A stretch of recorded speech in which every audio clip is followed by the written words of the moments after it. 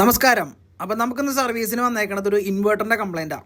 അപ്പോൾ കസ്റ്റമർ നമ്മളോട് പറഞ്ഞ കംപ്ലൈൻറ്റ് എന്ന് വെച്ച് കഴിഞ്ഞാൽ സംഭവം വർക്ക് ചെയ്യുന്നില്ല, പക്ഷേ ചാർജിങ് ഒക്കെ നടക്കുന്നുണ്ട്. ചാർജ് മെയിൻസ് ഉള്ള സമയത്ത് ചാർജിങ്ങും മറ്റുള്ള കാര്യങ്ങളൊക്കെ നടക്കുന്നുണ്ട്, പക്ഷേ പവർ ഓഫ് ആവുന്ന സമയത്ത് കിട്ടുന്നില്ല എന്നാണ് പറഞ്ഞത്. അപ്പോൾ നമ്മൾ ചെന്ന് നോക്കി, അപ്പോൾ ശരിയാണ്, പവർ ഓഫ് ചെയ്യുന്ന സമയത്ത് ഇൻവേർട്ടർ ബസറടിച്ച് ഓഫായി പോവുക. അപ്പോൾ ഇതൊരു LCD ഉള്ള മോഡലാണ് കേട്ടോ. അപ്പോൾ ഇതിനകത്ത് എഴുതി കാണിക്കുന്ന എറർ മെസ്സേജ് എന്ന് പറഞ്ഞു കഴിഞ്ഞാൽ ലോ എന്നാണ്, അതായത് ബാറ്ററി ലോ, ബാറ്ററിയിൽ ചാർജ് ഇല്ല എന്നാണ് കാണിക്കുന്നത്. പക്ഷേ ബാറ്ററിക്ക് കംപ്ലൈൻറ്റും ഇല്ല. ബാറ്ററി ഏകദേശം 2 വർഷം കഴിഞ്ഞിട്ടേ ഉള്ളൂ. അപ്പോൾ നമുക്ക് നോക്കാം എന്താണ് പ്രോബ്ലം എന്നുള്ളത്. അപ്പോൾ ഈ വീഡിയോയിൽ കണ്ട പോലെ തന്നെ നമുക്ക് ആ കംപ്ലയിൻറ്റ്സ് ഒരുപാട് കിട്ടാറുണ്ട്. അപ്പോൾ നിങ്ങൾക്കും അതുപോലത്തെ ഇഷ്യൂസൊക്കെ വരാറുണ്ട്. അപ്പോൾ ഇത് ഏകദേശം ഒരു 2-2.5 വർഷമൊക്കെ കഴിയുമ്പോഴായിരിക്കാം കൂടുതൽ ഈ കംപ്ലയിൻറ്റുകൾ നമുക്ക് വരാൻ സാധ്യത ഇൻവെർട്ടറുകളിൽ. കാരണം ബാറ്ററി പഴക്കം ചെല്ലുമ്പോൾ ഉണ്ടാകുന്നൊരു ഇഷ്യൂ ആണത്. അപ്പോൾ പല ഇൻവെർട്ടറും പല മോഡലായിരിക്കും കാണിക്കുക. ഇതിപ്പോൾ LCD ഇൻഡിക്കേഷൻ ഉള്ളൊരു മോഡലാണ്. അത് കാരണം നമുക്ക് ബാറ്ററി ലോന്ന് ഡിസ്പ്ലേ തന്നെ എഴുതി കാണിക്കുന്നുണ്ട്.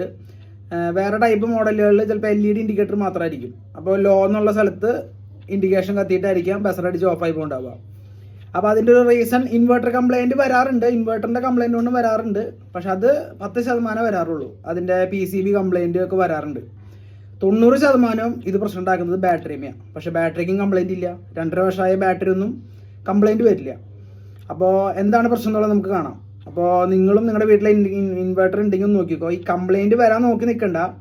ഇത് മെയിൻറ്റെയിൻ ചെയ്യേണ്ട രീതിയും കൂടെ നമുക്കിതിനകത്ത് പറയുന്നുണ്ട്. അപ്പോൾ ഒരു 4 മാസം 5 മാസം കൂടുമ്പോൾ ഒക്കെ ഇതൊന്നും ഇപ്പോൾ ചെയ്യുന്ന വീഡിയോയിൽ നമ്മൾ കാണുന്ന കാര്യങ്ങൾ ചെയ്യുകയാണെങ്കിൽ ബെറ്ററാണ്. 5 മാസം 6 മാസം കൂടുമ്പോഴേലും ചെയ്യുക, പുതിയ ബാറ്ററി ആണെങ്കിലും പഴയ ബാറ്ററി ആണെങ്കിലും. അപ്പോൾ നമുക്ക് ഇനി ഇതിൻ്റെ സൊല്യൂഷൻ പോയി നോക്കാം. ഓക്കെ. അപ്പോൾ നമ്മുടെ ചാനൽ ആദ്യമായിട്ട് കാണുന്നവർ സബ്സ്ക്രൈബ് ചെയ്യുക. അതുപോലെ വീഡിയോ ഇഷ്ടപ്പെടുകയാണെങ്കിലും യൂസ്ഫുൾ ആവുകയാണെങ്കിലും ഫോളോ ചെയ്യാനും മറ്റുള്ളവർക്ക് ഷെയർ ചെയ്യാനും മറക്കരുത്. അപ്പോൾ നമുക്ക് വീഡിയോയിൽ കാണാം. ഓക്കെ. അപ്പോൾ അതേ നേരത്തെ കണ്ട ആ പ്രശ്നത്തിൻ്റെ മെയിൻ കാരണക്കാരനാണ് നമ്മൾ ഈ കണ്ടുകൊണ്ടിരിക്കുന്നത്. നമ്മുടെ ബാറ്ററിയിലേക്ക് കണക്ട് ചെയ്യുന്ന 2 ടെർമിനലിൻ്റെ അവസ്ഥയാണ്. അപ്പോൾ ഇതായിരുന്നു ഇതിൻ്റെ ഏറ്റവും വലിയ പ്രശ്നം. നമ്മൾ ശ്രദ്ധിക്കാതെ പോകുന്നൊരു കാര്യം കൂടിയാണ്. നമ്മൾ ബാറ്ററി കറക്റ്റായിട്ട് മെയിൻറ്റെയിൻ ചെയ്യാത്ത കണ്ടീഷനിലും ബാറ്ററി പഴക്കം ചെന്നാലും വരുന്നൊരു പ്രശ്നമാണിത്. അപ്പോൾ ഇത് നമുക്ക് സോൾവ് ചെയ്യാനായിട്ട് ഒന്നുമില്ല. നമ്മുടെ ചൂടുവെള്ളം തന്നെയാണ് ഏറ്റവും ഉത്തമം. നല്ല രീതിയിൽ വെള്ളം ചൂടാക്കിയിട്ട് നമ്മുടെ ബാറ്ററി ടെർമിനലിൻ്റെ മുകളിലേക്ക് ഇതുപോലെ ഒഴിച്ചു കൊടുക്കുക എന്നുള്ളതാണ് ആദ്യത്തെ പ്രക്രിയ. അത് ഒഴിക്കുന്നതോടുകൂടി ഈ ടെർമിനലിൻ്റെ ഏകദേശമുള്ള അഴുക്കൊക്കെ പോവും. പിന്നെ നമ്മൾ നല്ല രീതിയിൽ അഴിച്ച് ക്ലീൻ ചെയ്ത് ഇടുക. അപ്പോൾ അതേ ഞാനത് 2 ടെർമിനലിൽ അഴിച്ച് നല്ല രീതിയിൽ ക്ലീൻ ചെയ്ത് ഇട്ടിട്ടുണ്ട്.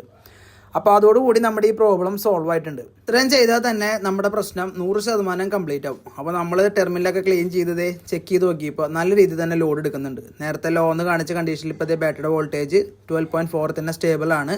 അതുപോലെ 30% ലോഡ് കപ്പാസിറ്റിയും വന്നിട്ടുണ്ട്.